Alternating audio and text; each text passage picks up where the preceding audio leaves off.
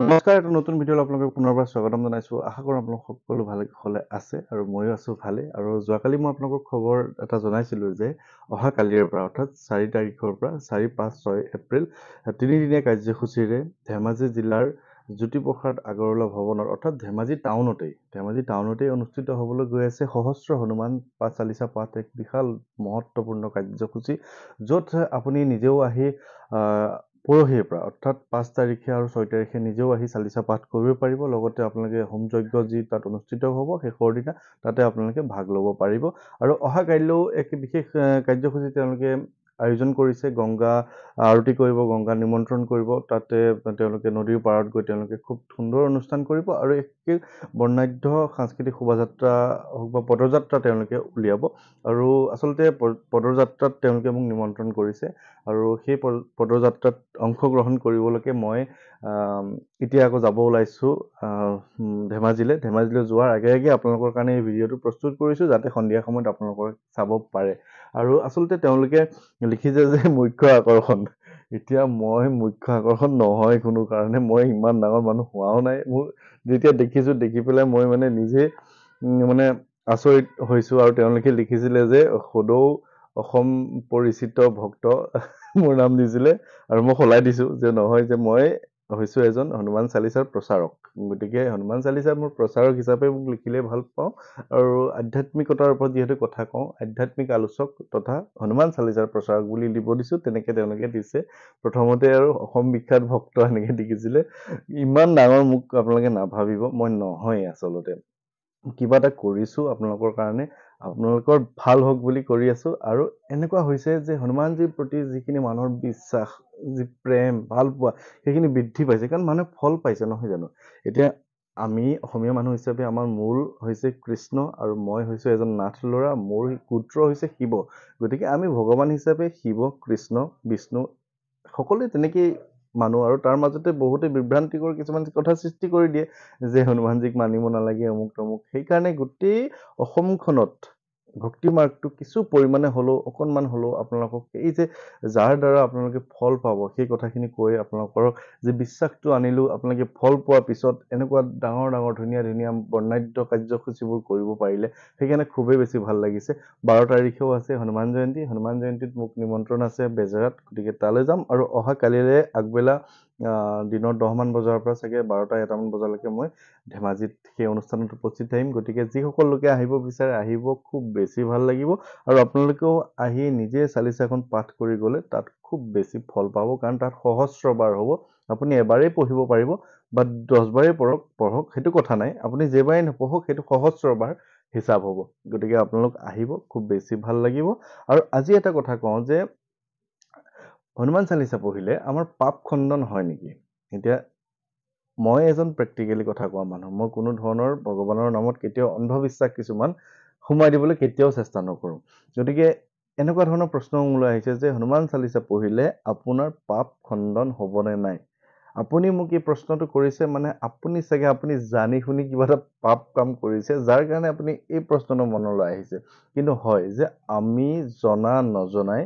বিভিন্ন ধৰণৰ পাপ কৰ্ম আমি কৰিব লগা হয় বা হৈ যায়। যে যিহেতু আমি এতিয়া যিসকলে আমি আমিষ খোৱা যায়, আমিষ খালেতো আমি সেইটো পাপকৰ্ম বুলিয়েই কিছু ধৰ্মগ্ৰন্থবিলাকত লিখা হয় যে জীৱ হত্যা কৰি কেতিয়াও আমি ভক্ষণ কৰিব নালাগে, সেইটো অসুৰৰ কাম। কিন্তু আমিতো খাই আছোঁ, গতিকে সেইটোও ধৰি লওক আমি এটা পাপ কৰিছোঁ। বিভিন্ন ধৰণৰ আমি গাড়ী মটৰ চলাই গৈ বিভিন্ন ধৰণৰ জীৱ আমি হত্যা কৰিছোঁ, যিটো আমি গম নাপাওঁ। বা বিভিন্ন ধৰণৰ আমি জানি শুনিও কিছুমান পাপ কৰোঁ, যিবোৰ আচলতে কৰিব নালাগিছিল, বা আমি কিছুমান কাম কৰি পেলাইছোঁ যিবোৰ আমাৰ এতিয়া খণ্ডন নাই। আচলতে আমি কাকো ক'ব নোৱাৰোঁ, তেনেকুৱা ধৰণৰ পাপ কিছুমান আমি কৰোঁ। আচলতে আপুনি নিজকে প্ৰশ্ন কৰক, প্ৰশ্ন কৰিলে আপুনি উত্তৰটো পাই যাব যে আপুনি এনেকুৱা কিছুমান জীৱনত কাম কৰিছে, হয়তো আপুনি সেই কামখিনি কাকো খোলাকে ক'ব নোৱাৰে বা আজিলৈকে কাকো কোৱা হোৱা নাই, যিখিনি আপুনি সেইখিনিও এটা বেয়া বা অপকৰ্ম আপুনি কৰিছে, যাৰ কাৰণে আপোনাৰ বিভিন্ন ধৰণৰ মনত ক্ৰিয়া কৰি থাকে যে এই কামটো মই কিয় কৰিলোঁ, কৰাৰ কাৰণে মোৰ এনেকুৱা হ'ল নেকি। গতিকে এই কথাবিলাক যেতিয়া আপোনাৰ মনলৈ আহিব, একমাত্ৰ উপায় এজন জীৱন্ত দেৱতা, জীৱন্ত ভগৱান হিচাপে যাক মানুহ, জীৱন্ত প্ৰভু হিচাপে যাক আমি মানুহ, তেওঁ হৈছে হনুমানজী। গতিকে হনুমান চালিচাখনত এনেবোৰ কথাই লিখা আছে যে আপোনাৰ জীৱনৰ সকলোখিনি সমস্যা তেওঁ দূৰ কৰি দিব পাৰে। আপোনাৰ সকলোখিনি মানে তাত লিখাই আছে চাওক সংকটে হনুমান চুৰাবে সংকটৰ পৰা হনুমানে চুৰাব আপোনাৰ যিকোনো সংকট যিয়েই সংকট নহওক আপোনাৰ সকলোখিনি সংকট তেওঁ আঁতৰাই দিব আৰু তাতে বিভিন্ন ধৰণৰ কথা আছে আপোনালোকে নিশ্চয় জানে যে জয় হনুমান জ্ঞান গুণ সাগৰ জয় কপি তিহু লোক উজাগৰ আৰম্ভণি তেনেধৰণে হয় তাৰপিছত প্ৰথম যে দোহা আছে যে শ্ৰী গুৰু চৰণ সৰোজ ৰজ নিজ মন মুকুৰু সুধাৰি বৰণৌ ৰঘুবৰ বিমল যশু যো দায়কো ফলচাৰি আপোনাক স্মৰণ কৰিব লৈছো হে প্ৰভু বল বুদ্ধি বিদ্যা দেহু মোহি আমাক বল বুদ্ধি বিদ্যা দিয়া যাতে আমি হৰহু কলেজ আমি আমাৰ জীৱনত থকা যিকোনো ক্লেশখিনি ক্লান্তিখিনি আমি আমাৰ যিখিনি অপকাৰখিনি অপকৰ্মখিনি বা পাপেইখিনি হওক আমি সেইখিনি আঁতৰাব পাৰোঁ তাতে লিখা আছে গতিকে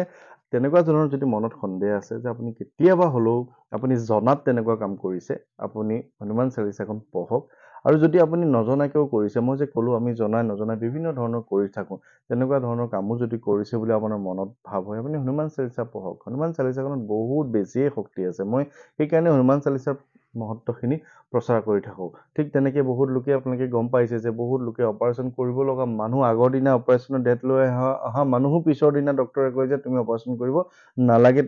তুমি সুস্থ হৈছা কাৰণ নাছে ৰোগ হৰে সব পীড়া জপত নিৰন্তৰ হনুমত বীৰা এইকেইটা লাইন কেৱল নাছে ৰোগ হৰে সব পীড়া জপত নিৰন্তৰ হনুমত বীৰা এতিয়া প্ৰশ্নটো এনেকুৱা যে মই হাজাৰবাৰ মাতি আছো মই মাতিয়ে আছো কিন্তু মোৰ একো ফল পোৱা নাই তেনেকুৱা ধৰণৰ প্ৰশ্নও বহুত আছে কিন্তু এনেকুৱা কথা যে আপুনি কেনেধৰণে তেওঁক স্মৰণ কৰিছে আপুনি স্মৰণ কৰাৰ পিছত আপুনি কাৰোবাক গালি গালাজ কৰিছে আপুনি এজন পুৰুষ হৈ নিজৰ পত্নীৰ লগত অত্যাচাৰ কৰিছে আপুনি এগৰাকী পত্নী হৈ নিজৰ শাহুমাক বেয়াকৈ ব্যৱহাৰ কৰিছে নিজৰ ল'ৰা ছোৱালীৰ লগত কিছুমান নকৰিবলগীয়া কথা পাতিছে বা কথা কৈছে তেনেকুৱা ধৰণৰ যিকোনো আপুনি হনুমান চালিচাখনটো পঢ়িলেই নহ'ব আপুনি এজন সৎ ব্যক্তি হ'ব লাগিব আপোনাৰ মনৰ পৰা সকলো ধৰণৰ বেয়া কৰ্মখিনি উলিয়াই দিব লাগিবতো তেতিয়াহে আপোনাক ভগৱানজীয়ে হনুমানজীয়ে আপোনাক ফলখিনি দিব যদি আপুনি হনুমান চালিচা দিনত 10 বাৰ 100 বাৰেই পঢ়িছে কিন্তু আপোনাৰ যদি চৰিত্ৰটো বেয়া আপোনাৰ যদি কৰ্মখিনি বেয়া তেনেহ'লে তেখেতে আপোনাক কেনেকৈ ফল দিব সেইকাৰণে কৈছোঁ যে সংকটে হনুমান চুৰাবে সংকটৰ পৰা আপোনাক হনুমানে চুৰাব আঁতৰাব মন ক্ৰম বচন মনৰ পৰা ক্ৰমৰ যোগেদি ধ্যান জ্বলাবে যোনে তেওঁক ধ্যান কৰিব গতিকে কৰ্ম শুদ্ধ হ'ব লাগিব কৰ্ম যদি অশুদ্ধ হয় তেনেহ'লে আপুনি তেখেতক ধ্যান কৰি কোনো কাৰণে আপুনি ফল নাপায় কোনো কাৰণেই নাপায় গতিকে বহুতে বহুত ধৰণৰ প্ৰশ্ন কৰি থাকে সেই প্ৰশ্নবিলাক মই উত্তৰবিলাক এনেধৰণে দিবলৈ চেষ্টা কৰোঁ মোৰ কথাবিলাক ষ্ট্ৰেইট ফৰৱাৰ্ড মই কৈছোঁৱে যে মই অন্ধবিশ্বাস বিয়পাই নিদিওঁ যে আপুনি আজি হনুমান চালিচা পঢ়ক কাইলৈ আপোনাৰ এইটো হৈ যাব আপুনি কেনেকৈ পঢ়িছে কি ভাৱত পঢ়িছে পঢ়াৰ পিছত বা আপুনি আগত কেনেধৰণে কৰিছে মই বহুত এনেকুৱা দেখিছোঁ যে মই নিজেই দেখি পাইছোঁ যে হনুমানজীৰ এটা লকেট পিন্ধি থাকে কিন্তু গা নুধুৱে তেনেকুৱা মানুহ মই দেখা পাইছোঁ যে গা পা নুধুৱে লেতেৰা হৈ থাকে গতিকে তেনেজন মানুহক কেনেধৰণে হনুমানজীয়ে প্ৰসন্ন হ'ব কেনেধৰণে ফল দিব কওকচোন বাৰু হনুমানজী যিজনে এজন জীৱন্ত হয় তেখেতক আমি পূজা কৰিলে তেওঁ আমাৰ কথাখিনি শুনে তেওঁ আমাৰ মনোকামনাখিনি শুনি আমাক ফল দিব গতিকে আপুনি যদি গা পা নোধোৱাকৈ কোনো ধৰণৰ মানে পৰিষ্কাৰ পৰিচ্ছন্নতাখিনি যিখিনি কৈছোঁ বুজি পাইছে সেইখিনি আপুনি মেইনটেইন নকৰাকৈ আপুনি তেখেতৰ লকেট এটা পিন্ধি থাকে তেখেতৰ ফটো এখন লৈ থাকে গতিকে সেই কথাটো আচলতে উচিত নহয় গতিকে বহুত কথা আছে বহুত কথা আমি জানিব লগা আছে বা বহুত কথা আপোনালোকক মই ক'ব লগাও আছে এনেধৰণে সময়ে সময়ে আপোনালোকক কথাখিনি ক'বলৈ চেষ্টা কৰি থাকোঁ গতিকে যি কি নহওক মই যাবলৈ ওলাইছোঁ ধেমাজিলৈ কাইলৈ আপোনালোকক ধেমাজিত লগ পাম আৰু আপোনালোক সকলো আহিব আৰু ধেমাজিলৈ যিসকলে মানে